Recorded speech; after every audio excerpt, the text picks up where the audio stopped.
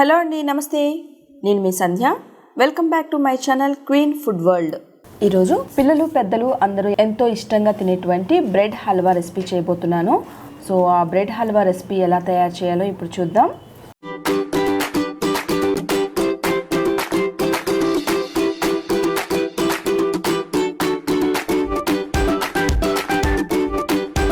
So మొన్న పిల్లలు bread packets తెచ్చుకున్నారండి. వాళ్ళు యూజ్ చేయగా మిగిలిన బ్రెడ్ అంతా బాగా డ్రై అయిపోయింది. సో ఇలా డ్రైగా అయిపోతే పిల్లలు తినరు కదా, అదే దీన్ని మనం బ్రెడ్ హల్వాగా చేస్తే చాలా ఇష్టంగా తింటారు. ఈ బ్రెడ్ పీసెస్ అన్ని ఇలా కట్ చేసుకున్నానండి. మామూలుగా అయితే మనం ఈ బ్రౌన్ కలర్ది కూడా తీసేసుకోవచ్చు, తీయకపోయినా కూడా పర్లేదు. మనం ఇంట్లోనే కాబట్టి తినేది మనం ఉంచేసినా ఏం కాదు. ఇప్పుడు ఒక పాన్ పెట్టుకుని ముందు అందులో ఒక 2 స్పూన్స్ నెయ్యి వేసుకోండి. సో నెయ్యి బాగా వేడెక్కాక మనం ఇందులో డ్రై ఫ్రూట్స్ వేసుకోవాలి బ్రెడ్ హల్వాలో. సో నేను జీడిపప్పు, కిస్మిస్ అండ్ బాదం పప్పు వేస్తున్నాను. సో ఇప్పుడు ఇవి రోస్ట్ చేసుకోవాలి. జీడిపప్పు, బాదం పప్పు రోస్ట్ అయ్యాక తర్వాత కిస్మిస్ వేసుకుంటే సరిపోతుంది. ముందుగా వేస్తే మాడిపోతాయి. సో జీడిపప్పు, బాదం పప్పు కొద్దిగా రోస్ట్ అయ్యాక ఇప్పుడు కిస్మిస్ వేసుకోండి. సో డ్రై ఫ్రూట్స్ అన్ని ఇలా బాగా రోస్ట్ అయ్యాక ఒక ప్లేట్లోకి తీసి పక్కన పెట్టుకోండి. డ్రై ఫ్రూట్స్ అన్ని తీసేసాక మనం అదే పాన్లో ఇంకొద్దిగా నెయ్యి వేసుకోండి. సో నెయ్యి కొద్దిగా వేడెక్కాక మనం ముందుగా పక్కన పెట్టుకున్నటువంటి బ్రెడ్ స్లైస్ వేసుకోవాలి.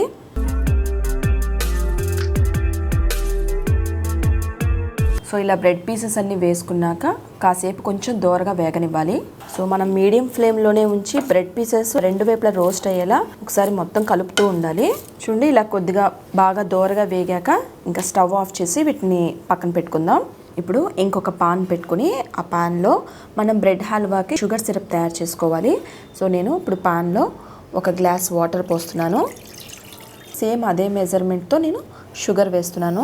అంటే మనం ఏ కప్తో అయితే వాటర్ పోసామో అదే కప్తో షుగర్ తీసుకోండి. సో రెండు కూడా సేమ్ క్వాంటిటీలో ఉండాలి. ఇప్పుడు ఈ షుగర్ సిరప్ని మనం 7 నుంచి 8 నిమిషాల పాటు మరిగించుకోవాలి. మనం తీసుకునే బ్రెడ్ పీసెస్ని బట్టి మనం షుగర్ సిరప్ తయారు చేసుకోవాలి. పాకం ఇలా మరుగుతున్నప్పుడే మనం కొద్దిగా ఎలాచీ పౌడర్ వేసుకోవాలి. సో ఎలాచీ పౌడర్ వేసుకుంటే టేస్ట్ చాలా బాగుంటుంది. సో మనకి పంచదార పాకం రెడీ అయిందో లేదో తెలియాలంటే జస్ట్ మనం ఇలా చేయి పెట్టి ఇలా చూసినప్పుడు మనకి గమ్ లాగా అవుతుందండి. సో గమ్ లాగా అయింది కాబట్టి రెడీ అయిపోయినట్టే. సో ఇప్పుడు లో ఫ్లేమ్లో పెట్టుకుని మనం ముందుగా రోస్ట్ చేసి పెట్టుకున్న బ్రెడ్ పీసెస్ని వేసుకోవాలి. ఇప్పుడు ఇలాగే లో ఫ్లేమ్లో పెట్టుకుని మనం 2 నుంచి 3 నిమిషాల పాటు కుక్ అయ్యేలా ఉంచుకోవాలి.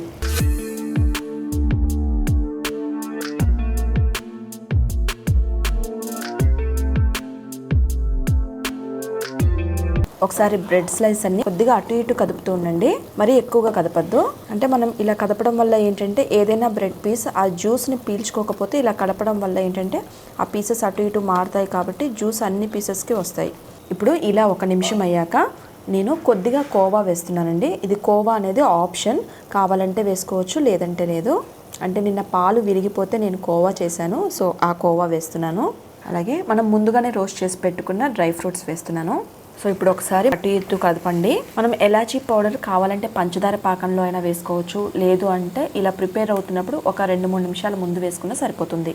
సో మనం డ్రై ఫ్రూట్స్ అవి వేసుకున్నాక అలా ఒక 2 నిమిషాల పాటు కుక్ చేసి ఇంకా స్టవ్ ఆఫ్ చేసుకోండి. వేడి వేడిగా ప్లేట్లోకి సర్వ్ చేసుకోండి, చాలా బాగుంటుంది.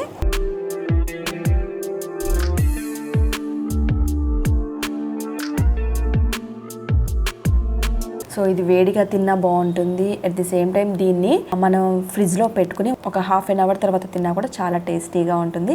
సో డెఫినెట్గా మీరు ఒకసారి ఈ రెసిపీ ట్రై చేయండి. ఎలా ఉందో నాకు కామెంట్ చేయండి. నా వీడియో కనుక మీకు నచ్చినట్లయితే లైక్ చేసి షేర్ చేయండి, సబ్స్క్రైబ్ చేయండి, పక్కనే ఉన్న బెల్ ఐకాన్ క్లిక్ చేయండి.